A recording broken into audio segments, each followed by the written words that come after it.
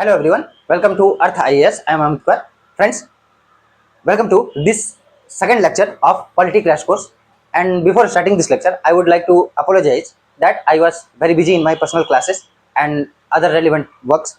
So from today, we will continue this lecture and other discussions. For example, previous year question papers discussion of polity section. Right. So let's continue. And before moving ahead, I would like to tell you that in the previous lecture, means first lecture of this crash course, we have discussed the basic concept related with constitutionalism and constitution and their different dimensions. Right. The link will be given in the description box. You can watch lecture 1. Right. So as you would know that in this crash course we have divided the main topics in 18 categories. Right. And we have discussed the first topic of basic concept, that is constitutionalism and constitution and their dimensions. In this lecture we will continue the basic concepts, right, along with what the topic historical background. Today we are going to discuss the historical background of Indian constitution. So let's see what do we have.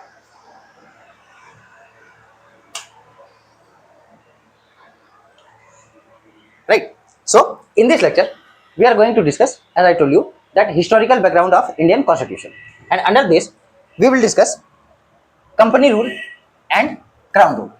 Right. So as you would be knowing that roughly, I am telling roughly, from 1770s, right, till 1857, right, it was company rule. Company rule means East India Company's rule was there. After revolt of 1857, right, it was a huge demand from Indian side for better administration, and certain demands were there. We will see all these things. So from it means the administration from the hands of East India Company went to the British Crown, right? And after 1857, means from 1858, right, till 1947, means till independence, it was ruled by the British Crown directly, not by the East India Company. Though East India Company's officials were there, but it was, means the administration of India or British India, you can say, came in the hands of British Crown after 1857, means from 1858 till 1947. Right. So first we will discuss the company rule. So under company rule, what we are going to discuss? We are going to discuss certain acts, regulations, commissions, committees. Right. So first we will discuss Regulating Act 1773. Very important from prelims perspective. Right. Then we will move towards another smaller act. Right. It was related with Quits India Act. Why? Because there were certain deficiencies, or you can say irregularities, in Regulating Act 1773. So we will discuss all these things. Then we will move towards Quits India Act, right? And then we will study 4 Charter Acts. 4 Charter Acts, right? And the duration between each and every Charter Act was exactly 20 years. So first Charter Act came in 1793, then second 1813, third in 1833, and fourth Charter Act, that was in 1853. So we will study all these things, right? Then we will move towards Crown Rule, and under Crown Rule we will discuss Government of India Act first, right? Government of India Act 1858. Then we will move towards 3 Indian Council Acts. 3 Indian Council Acts means Indian Council Act of 1861, Indian Council Act of 1892, and then Indian Council Act of 1909. Right. Then again we will discuss 2 Government of India Acts, that is Government of India Act 1919 and Government of India Act 1935. And lastly we will discuss Indian Independence Act, and in between we will also discuss certain committees or commissions. Right. So let's start. Listen, in my main classes, right, I already discussed the concept of colonialism and imperialism. Right. What is the difference between both, and what are similarities? I have already discussed. Right. So no need to waste the time here. Right. Because each and every second of yours is very important. Right. And hardly you would be knowing that prelims is almost 35 days have been left. Right. 34 days roughly. So let's start. So first we will discuss Regulating Act of 1773. 73.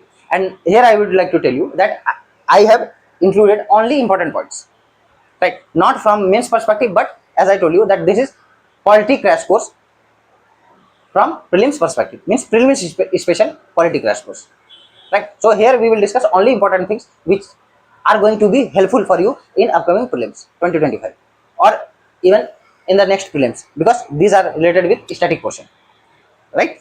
So first we will discuss regulating act 1773, right? So first we will see the significance. What was its significance, right? So significance was, it was the first act of British Parliament to regulate commercial affairs of the company, right? Let me expand it.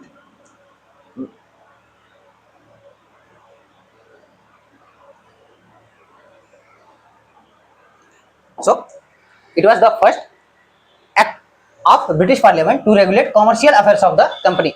Listen, whenever I and you have read it several times. So company here means East India Company, right?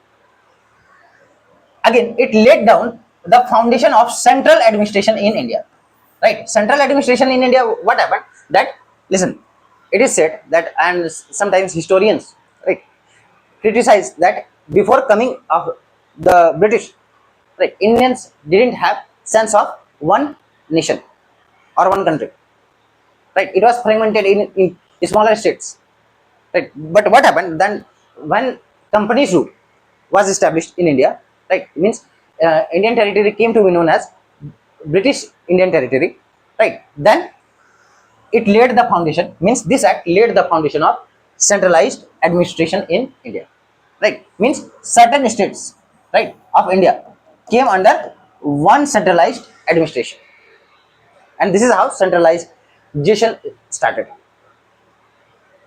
right? Next, political and administrative functions of the East India Company. EIC means East India Company. I have written in brief, right? So East India Company was recognized for the first time. For the first time by whom? The British Parliament, right? And again, I would like to tell you that all these acts, regulations were passed in the British Parliament, as you would be knowing. And if you are the beginner or newcomer, then you should know that all these acts or regulations were passed in the British Parliament and implemented in India, right? So three, these were significant. First, it was first act. You should remember such type of points are given or statements are given in prelims, right? That it was first act of British Parliament to regulate commercial affair of East India Company. Second, it laid the foundation of centralized or central administration in India, right? Third statement, political and administrative function of East India Company was recognized for the first time, right? This is how statements are given by UPSC, right? Again, now another intention was try to reduce corruption, right? There was rampant or huge corruption among the officials of company, right? They were engaged in private trade, they were taking bribes from Indian traders, right? So there was rampant corruption. Next, here you should know that already I told you, no, that after Battle of Plassey and Buxar, Bihar and Bengal came under the administrative or under the administration of East India Company. This is historical fact, right? Next, so what happened next? And this is also a historical fact that a system of dual government, right, was introduced by whom? Lord Clive, right? And Diwani rights means matters related with civil affairs remained in the hands of or under East India Company, and Nizamat means criminal justice system remained under what? The Nawab. Simple.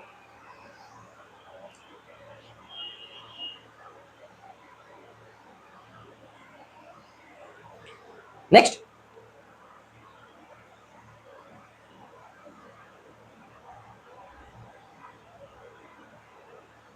these are important provisions of Regulating Act 1773.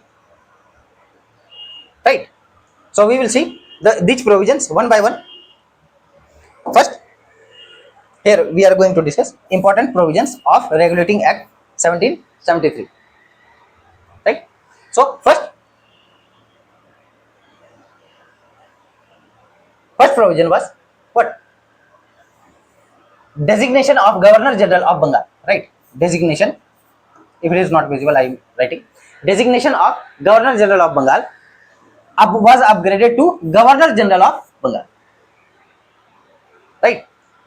Again, I am repeating, the designation of Governor of Bengal was upgraded to Governor General of Bengal. And you do know who was the first Governor General of Bengal?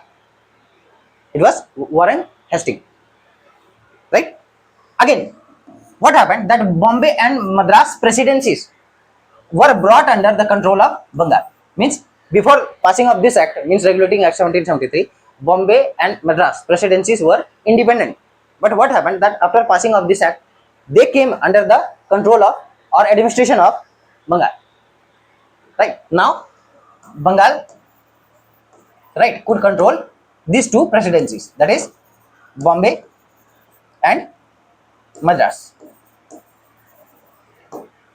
Right. So, and again, as I told you, that Governor of Bengal became Governor General of Bengal. Right. Means more power was given to the governor. Now he became Governor General of Bengal, and these two presidencies were subordinated to Bengal. Right. Second, Governor General will have an executive council, obviously. Right. It means this act also made a provision for establishment of an executive council with 4 members. Right. You can, and if you know the name of these 4 members, you can comment in the comment box. Who are the 4 members of this executive council? Right. I know you know. So you can comment their name in the comment box. Next. So what was the function of this executive council? So this executive council, what was to make rules, regulations and ordinances for the civil administration of forts and factories. Right. So obviously it acted just like currently we have council of ministers. No? So it acted like a council. Right. Its name was executive council. So its main function was to make plans or rules, regulations, right, and ordinances for civil administration of forts and factories in India. Right. Next, third point, establishment of a Supreme Court in Calcutta. Right. Do not have confusion with the current Supreme Court. Right. As you do know, it was, when we will study Government of India Act 1935, we will discuss there. Right. So do not have confusion with the current Supreme Court. Right. So a Supreme Court was established in Calcutta, right, under the provision of this act. And what was it? Right. So it had 1 Chief Justice. Right. This Supreme Court in Calcutta had 1 Chief Justice and 3 other judges. Right. And its jurisdiction was over British subjects. British subjects means all the British people, company employees and local citizens, including local citizens. Next, it extended to all areas of Bengal, Bombay and Madras presidencies. As I told you that after passing of this act, Bombay and Madras came under the administration of Bengal. That's why this Supreme Court also had jurisdiction over Bombay and Madras. Now you can imagine that Calcutta, right? For example, this is India. Calcutta is almost, West Bengal is here. No. So Calcutta is here. Bombay is here. Just roughly I am imagining. Right. And Chennai is in south. And you can imagine that that time there was no proper means of communication or no fast means of transport. Right. And that's why this act created so many confusions, overlapping. Right. Also misadministration.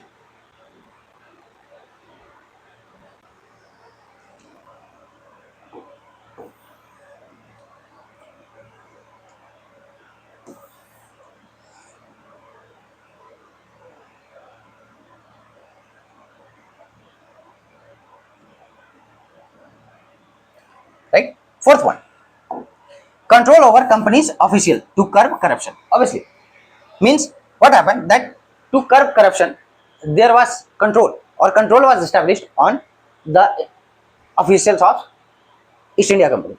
What happened that they were prohibited, right, from what? Engaging in practice of private trade.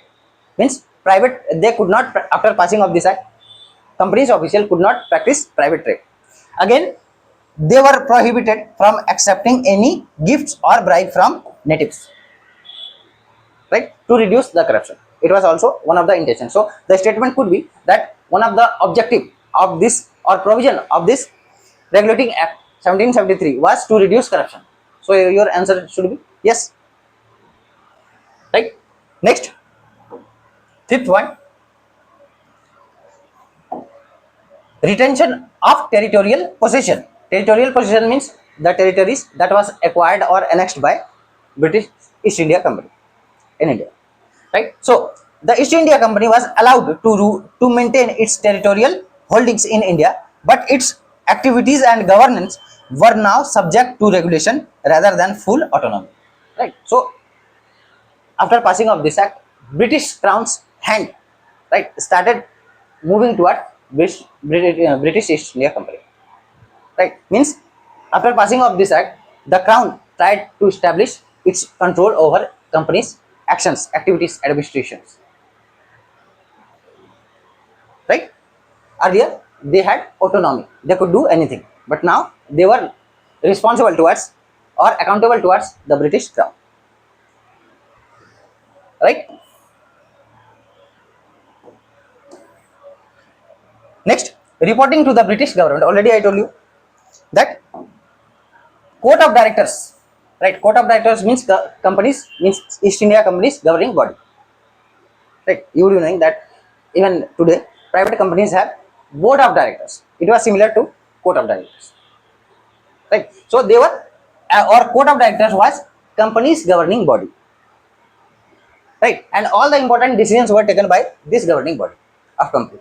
So was required to submit reports on revenue, right? Revenue it collected from India, civil and military affairs in India to the British government. Already I told you, right? So this act established the control of British government on East India Company's activities and administrations, right?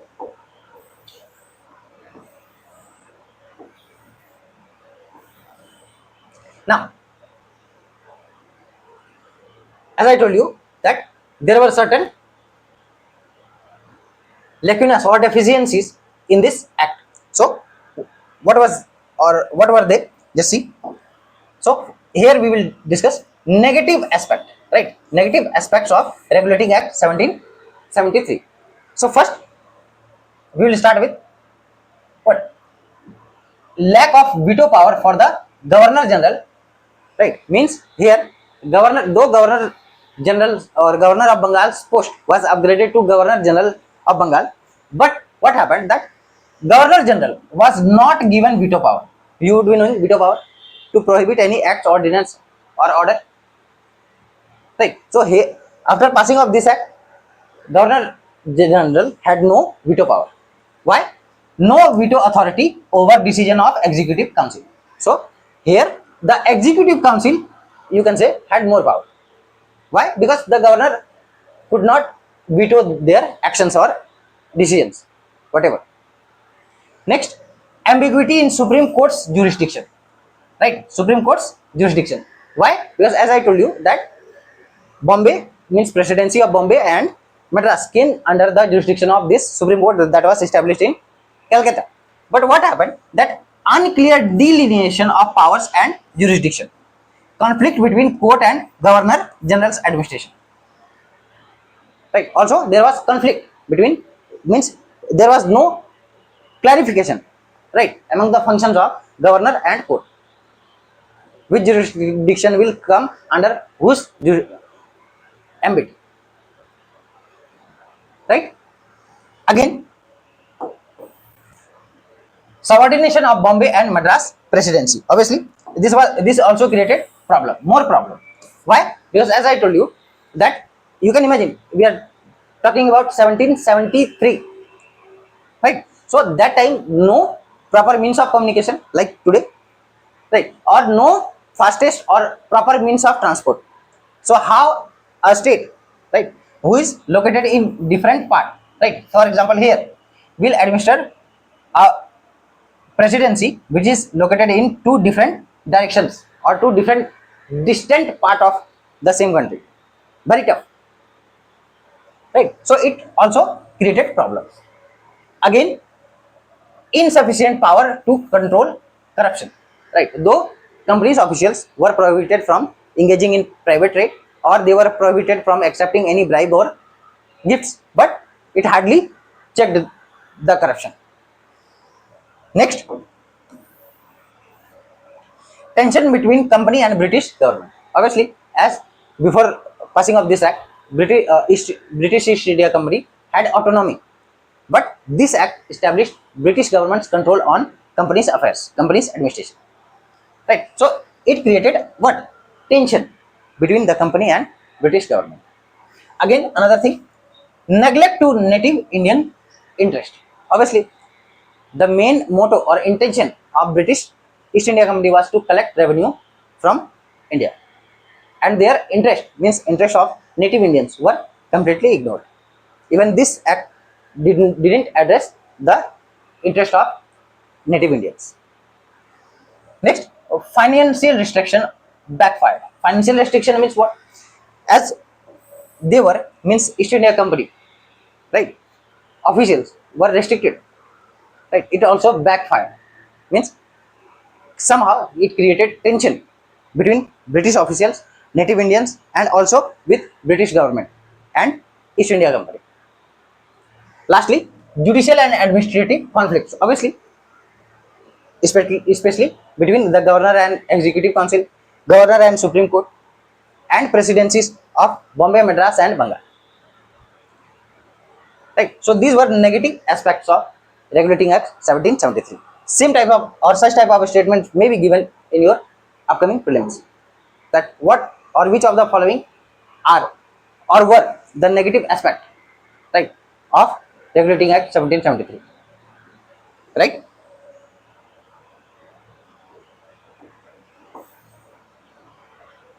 Now you should remember that to improve, right, or to remove, you can say, to remove these defects, right, of Regulating Act 1773, another act was passed known as Amending Act of 1781, right, was passed, and this act is also called as Act of Settlement. You can call it Act of Settlement 1781 or Amending Act of 1781, right? Now just see this act. So not so much to talk about this act. Simply you should know that it was passed to remove the lacunas or defects of Regulating Act 1773. Right. So just see Amending Act or Act of Settlement 1781. Right. So first, Touchet Committee. This committee is important. Right. Touchet Committee report led to enactment of this act. Right. This committee was formulated to review the Act of Regulating Act 1773, and this committee submitted its report, and this committee's report led to enactment of this act, means Amending Act of 1781. Second, objectives. What were the objectives of this act? As I told you, to remove the defects, lacunas, right, which the Regulating Act failed to do, right? So to remove ambiguities regarding provisions of Regulating Act and the Charter. Obviously, to support Bengal, Bihar, and Orissa government for smooth revenue collection. Right? As I told you that the main motto, main intention was of East India Company was to collect revenue. So this act tried to provide provisions so that revenue collection could be done smoothly. Next, again to maintain and protect, right, to maintain and protect laws and customs of native people. As in the previous act, means Regulating Act 1773, the interest of Indians, native Indians, were ignored, but here somehow it tried to address their interest, right, but also it also remained in papers only, right.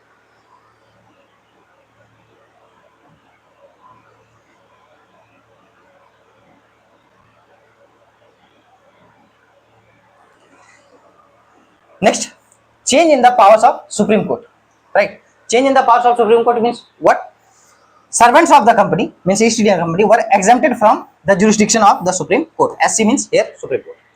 Right. Now the company's official, East India Company's official, were out of the jurisdiction of Supreme Court. Right. Earlier they were under the jurisdiction of Supreme Court. Second, its jurisdiction became limited to Calcutta only. Right. Now means the jurisdiction of the Supreme Court was limited to or restricted to Calcutta only, not Bombay or Madras. Right. Next, the court means Supreme Court, right, had no jurisdiction in revenue matters. Right. The government became independent in the matters of revenue. Right. Means after this act, the Supreme Court could not hear the matters related with revenue or cases related with revenue conflicts. Right. Next, shift of appellate jurisdiction from the Supreme Court to Governor General and Council. Right. Appellate jurisdiction means what? Simply it means by way of appeal. Right. Earlier what happened that from provincial court people could go to or knock the door of Supreme Court, but now the appellate jurisdiction was shifted from Supreme Court to Governor Generals or the Executive Council. Now people do not have to go to the Supreme Court, they can directly go to the Governor General or the Executive Council. And last, assertion on the application of personal laws. Right. Application of personal laws means separate laws for Muslims and separate laws for Hindus. Right. That is the meaning of assertion of personal laws. Right. If there is a Muslim, then he should be tried as per the laws of Islam or Sharia. If he or she is Hindu, then he should be treated as per the Hindu laws. Right. Now, after that, again there were certain defects in this act, in previous act of settlement 1781. After that, what happened? That another act was passed, that is known as Pitt's India Act. Right. Why its name is Pitt's India Act? Because William Pitt was the Prime Minister of Britain that time, and on his name this act was implemented. Right. That's why its name is Pitt's India Act. So certain drawbacks. Right. Not drawback. We will discuss the main important provisions. Then we will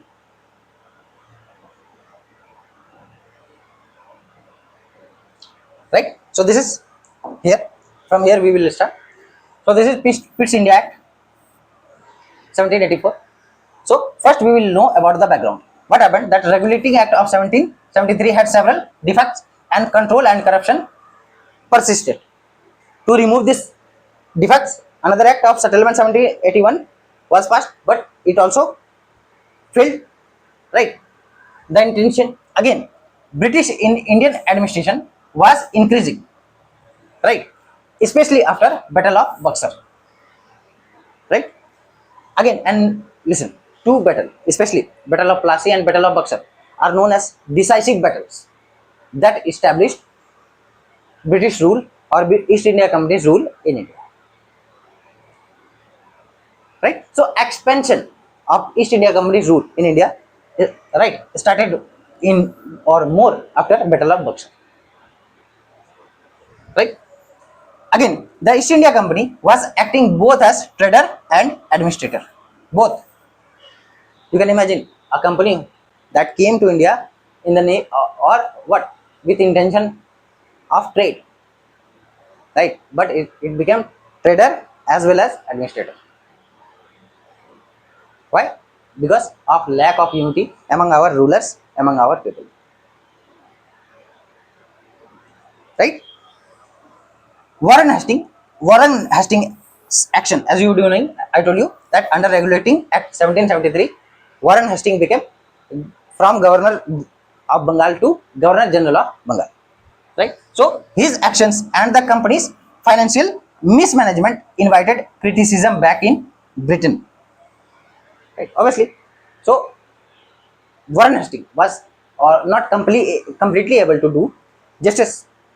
Right. He was, or you can say, he failed in the proper administration of Indian territories, right, or British Indian territories. So again, there was mismanagement or financial mismanagement in companies' activities.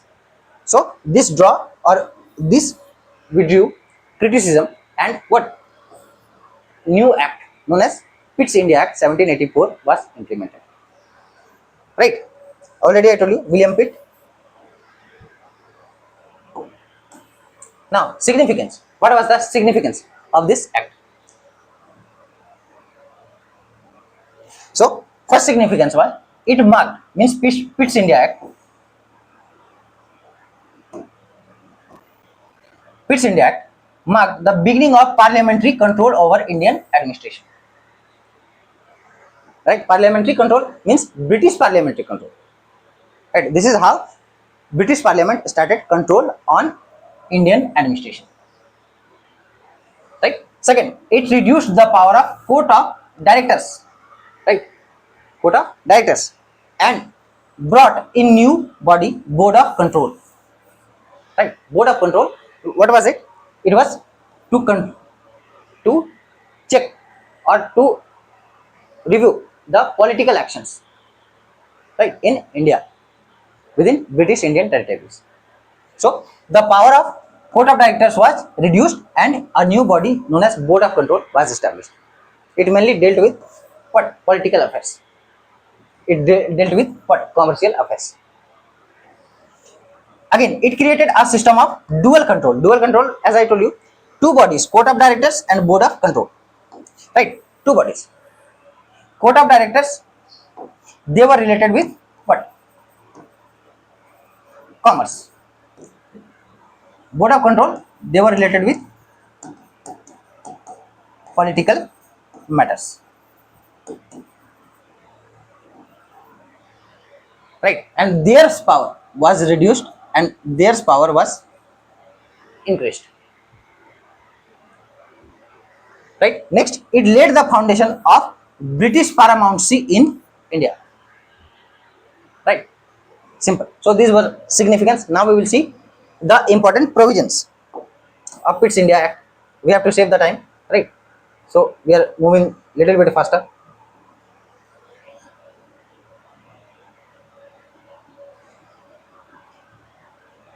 Right. So here we are going to discuss the important provisions of Pitt's India Act.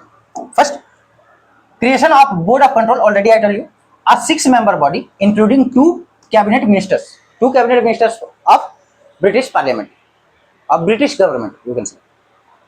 Right? Empowered to supervise, direct and control all civil, military and revenue affairs, right, of the British possession in India. Right? This board of control, already I told you that it had power to supervise, direct and control all civil, military and revenue affairs of the British possession in India. Right? Next, court of directors, obviously I told you it was related with commercial affairs. So it retained companies directors, right, authority over commercial matters. So simply you should remember that court of directors dealt with commercial matters and board of control dealt with all the civil, military or revenue related affairs. Simple. Right? In the examination, due to exam pressure, you may have pressure. Right? So in that pressure you can commit a mistake. So remember like that. For example, court of directors, right? Directors remain in company. Right? So you can correlate such things like that. That court of directors remain in company and it is related with commercial affair.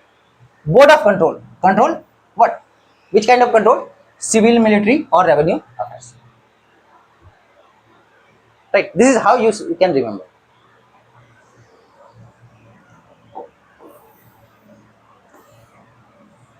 Again, other provisions. Distinction between commercial and political functions. Obviously, earlier the company, means East India Company, was the commercial body as well as administrative body.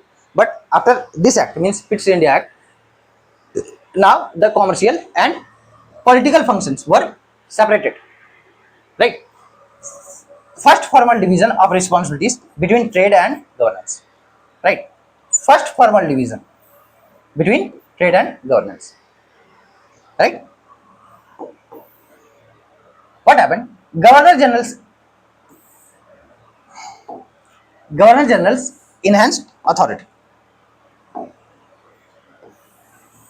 right? Means Governor General became more powerful. How? He had greater control over Madras and Bombay presidencies, right? After regulating act, the presidency of Bombay and Madras came under the control or administration of Bengal, right? But it also enhanced the greater control of or over Madras and Bombay presidencies, and this is how Governor General's power enhanced, right? Again, presidencies governors could not declare war or make treaties without permission of the Governor General. Means, for example, the governors of Bombay or Madras, as they came under or subordinate to Governor General of Bengal, right? They had to take permission before declaring any war or making any treaty. Now they were subordinate to what? Governor General of Bengal, and they were the rulers here or administrators here were known as mere simply governor, but the administrator of Bengal was known as Governor General of Bengal, right? Again, company's territories called British possessions, right? British possessions mark the formal recognition that British Parliament held sovereignty over Indian territories, right? Simple points are there.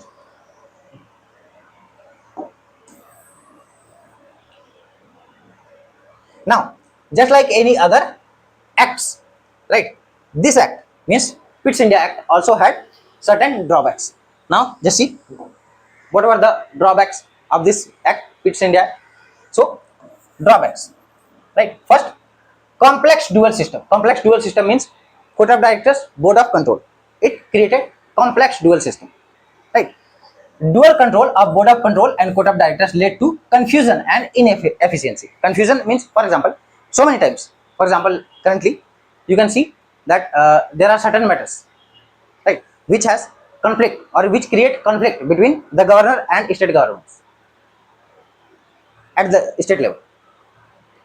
Right, till date it happens. Even in case of Delhi, it has happened several times between the LG and the ruling government. Right, several times it had happened. Right, so it created confusion and inefficiency. Why? Because of two administrative bodies: Court of Directors, Board of Control. Court of Directors for commercial affairs, Board of Control for civil, military, and revenue affairs. Right, again, lack of clarity in rules and overlapping powers.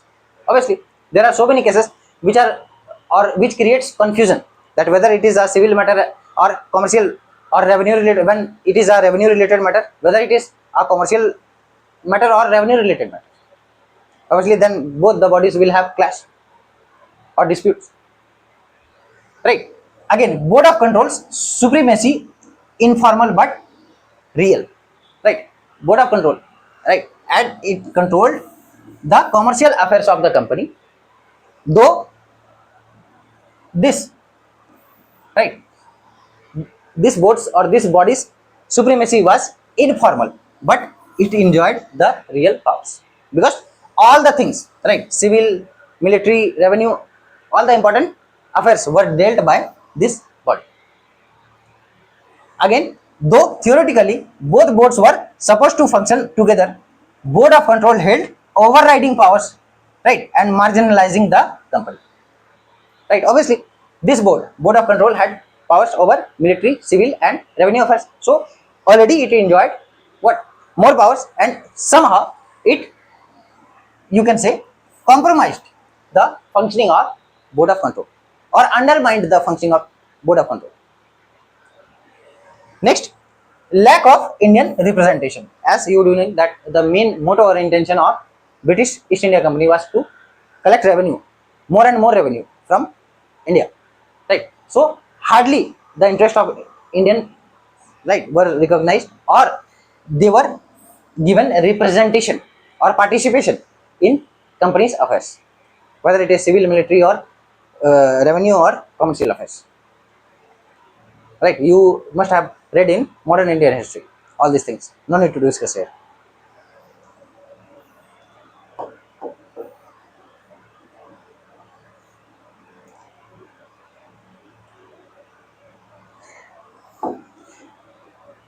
Again, no role or voice Indians in administration, right? Voice of Indians, right? One thing is missing. Voice of Indians in the administration. Again, continued British exploitation and neglect of Indian interest. Obviously, it is common. Again, did not address corruption adequately, right? Listen, don't think that corruption is today's issue or it has emerged in the modern era. It is even, it is an what historical, in the historical context you can see that it persisted even in the historical period, right? Whether it was medieval era or modern era, right? So this act again was not or could not adequately address the corruption related issue. Next, centralization of power. Obviously, as new acts were passed, right? For example, Regulating Act 1773, Amending Act of 1781, and now Pitt's India Act 1784, right? Such acts but increased the centralization of power, right? And a stronghold of British government over East India Company, right?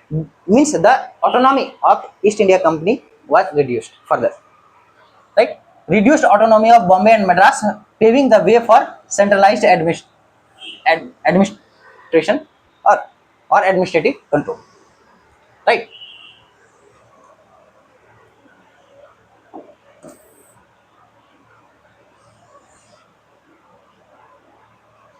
So this was all about Pitt's India Act. Now we will move towards another, that is Amending Act of 1786, right? So here we will see three important things about this act. Then we will move towards the main provision, right? Amending Act of 1786.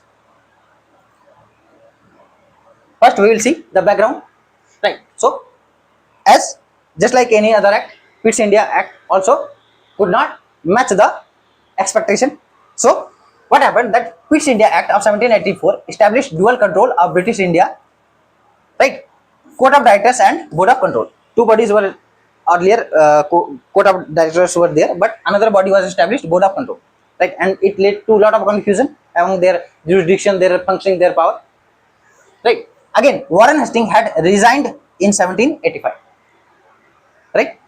And Lord Cornwallis, right? This man is very important, right? Even in your modern Indian history, right? Why? Because he led certain administrative reforms. Was appointed as the Governor General of Bengal, right? Lord Cornwallis, and see what he did.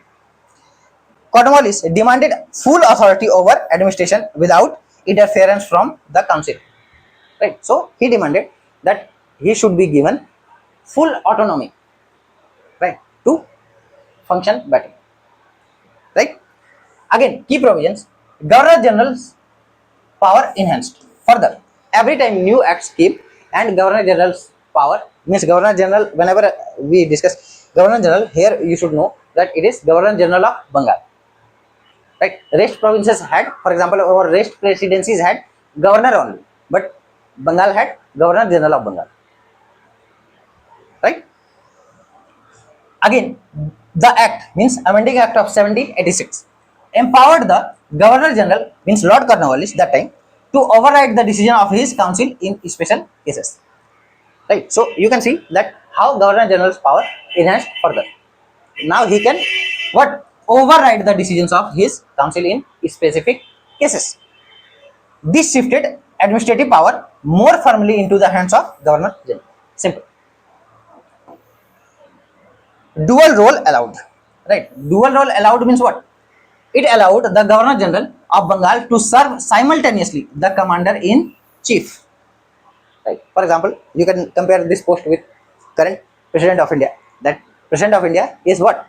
Head of state as well as the Supreme Commander of tri-service, tri-military service, Army, Navy, Air Force, right or not? So in the same manner, right, the Governor General was allowed to hold what? To hold dual role. Dual role means the same person could be Governor General of Bengal and he could be appointed as Commander in Chief of what?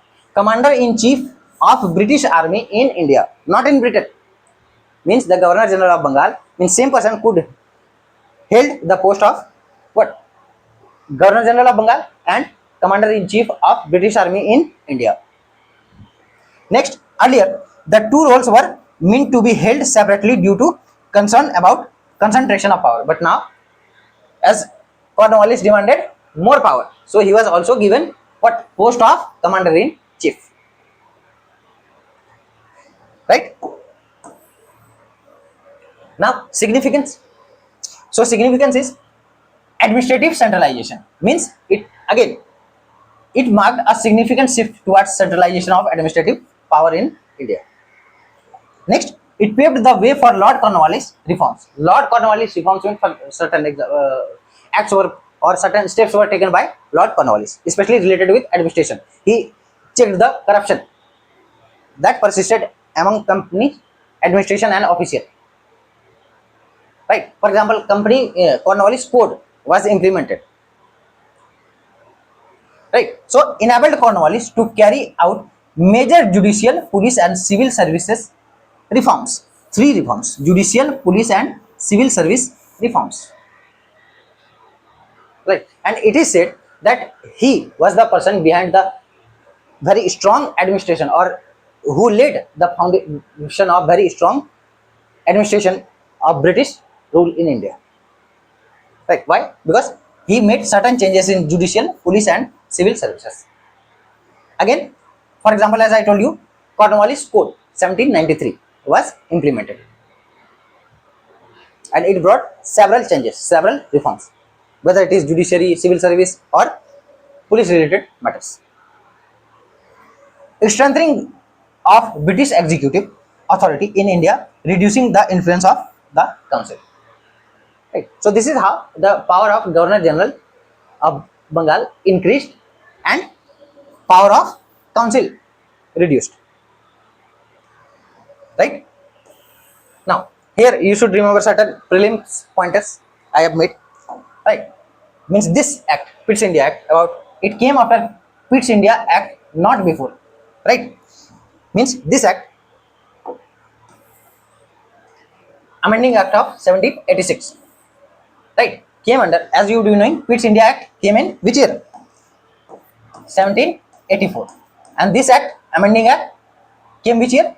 1786.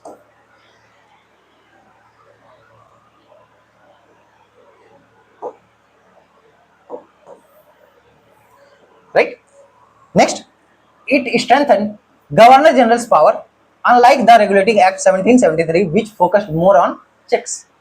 So this act, amending act of 1786, further enhanced or strengthened Governor General's power, as Cornwallis demanded, right, that he should be given autonomy, more powers, and this act fulfilled his intentions. Right.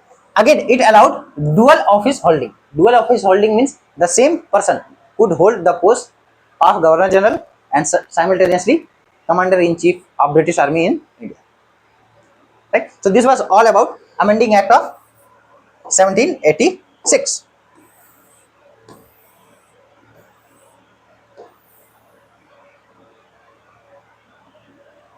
Right. Now we will move further. Now we will discuss about Charter Act. Right. As I told you in the beginning that there were 4 Charter Acts, and the duration between the 2 Charter Acts was exactly 20 years. So first Charter Act came in 1793, then 20 years later 1813, then third came in 20 years later 1833, and last came in 20 years later, that was 1853. Right. Now read about this Charter Act. First, background. Right. It renewed the East India Company's charter for another 20 years. Right. Charter means what? Permit that East India Company can further, right, administer India for 20 years, next 20 years. Again, came during Lord Cornwallis, obviously tenure. You should remember that. Again, indirect statement. What happens that for last 2 to 3 years, UPSC has started asking facts, that not directly but indirectly. So such type of statement came or may be framed that first Charter Act, right, came during the tenure of Lord Warren Hastings. Your option should be what? Wrong. It came during the tenure of Lord Cornwallis, not Lord Warren Hastings. Right? Lord Cornwallis. And shortly after significant reforms of Cornwallis Code, right? Cornwallis Code 1793. Next, what was the aim? What was the aim of this act? This Charter Act 1793? Aim was legalizing and formalizing changes that had been happening administratively and financially. So that was the aim, to legalize and formalize changes happening administratively or financially. Simple. Next, key provisions. Important provisions are here. Right. We will discuss key provisions of this Charter Act 1793. So first, monopoly continued. Monopoly of East India Company continued for next 20 years. Monopoly means no other British company could trade in India. Right? Only East India Company was given monopoly for next 20 years. Right? Extended companies trade monopoly in India for another 20 years. Simple. No other British company was allowed to trade in India for next 20 years. Means till 1813. Another, no changes to trade exclusivity with India except for trade with China. Right? Next, financial control tightened. Right? Which kind of financial control? So, company had to pay the British crown rupees 5 lakh annually. Right? Now, as I told you, that these acts were passed by the British Parliament to what? Have a strong hold over the administration of East India Company. So, this act further imposed or increased financial burden on East India Company. How? It imposed an annual amount of 5 lakh on East India Company, that they will have to pay 5 lakh annually, right, from its revenue generated from India. Next, salaries of board of control. Right, salaries of board of control. You would be knowing it was what? The administrative body related with which affairs? Civil, military, revenue affairs. Right. So these means members of board of control were to be paid from or paid by the British government, not by the company. Right. Next, empowerment of the Governor General.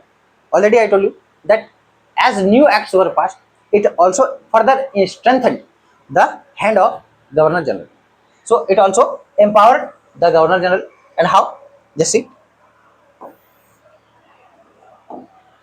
The Governor General's authority over provinces was reaffirmed, and governors of Bombay and Madras were bound to obey the Governor General in council.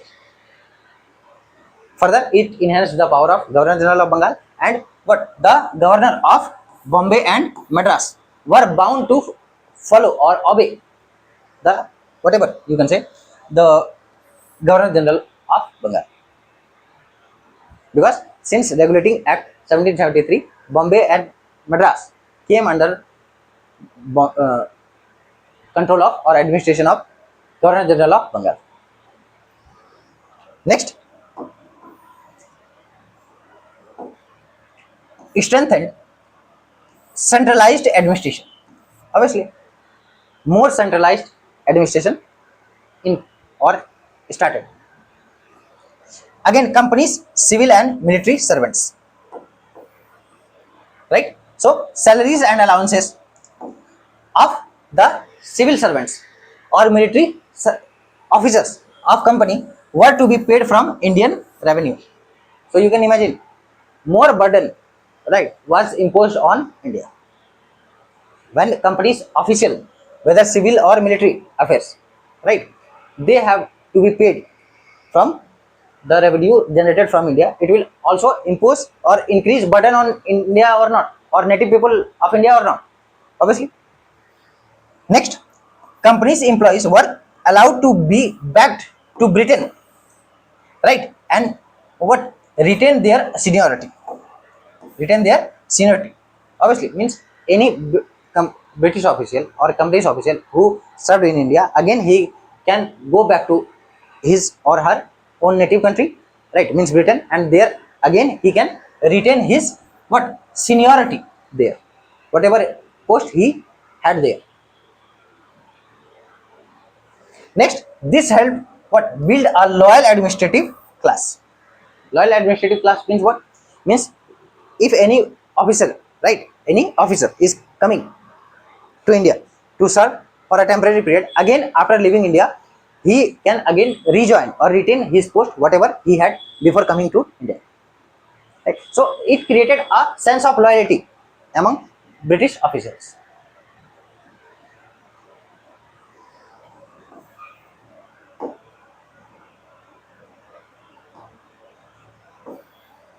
Again, legislative validity. So legislative validity, which kind of legislative validity? The laws made by the Governor General in Council were now valid for all British subjects in India, whether in companies, service or not.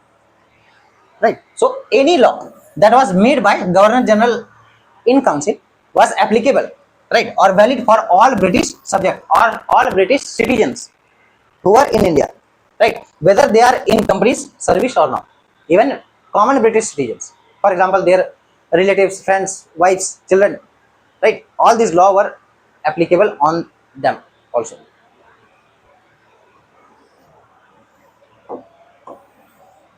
Next, improved judiciary. So improved judiciary how? The separation of revenue administration from the judicial system led to more efficient functioning of judiciary. Obviously, earlier the revenue matters was dealt, or the judiciary had jurisdiction over revenue matters. But after this act, the revenue matter, right, revenue administration was separated from the jurisdiction of judiciary, and this led to more efficient functioning of judiciary. Obviously, because the burden of judiciary reduced, so that it would function, or it functioned in more efficient manner, right? Next, royal appointments. Royal appointments mean what? Important posts were to be appointed through only royal decrees. Royal decrees means royal declaration, right, of Britain. Simple.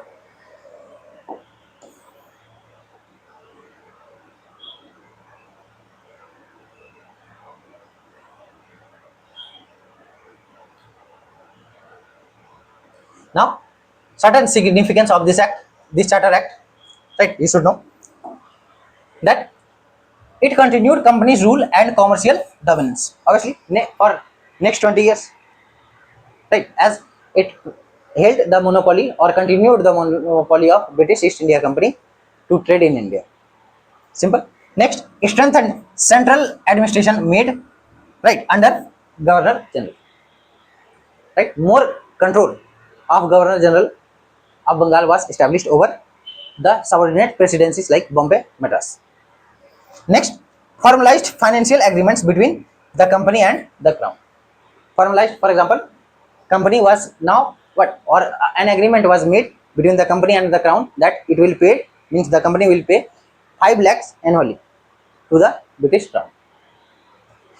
Next, set the stage for further reforms in 1813. Obviously, there were no act is perfect, right? So further it set stage or way for next Charter Act 1813.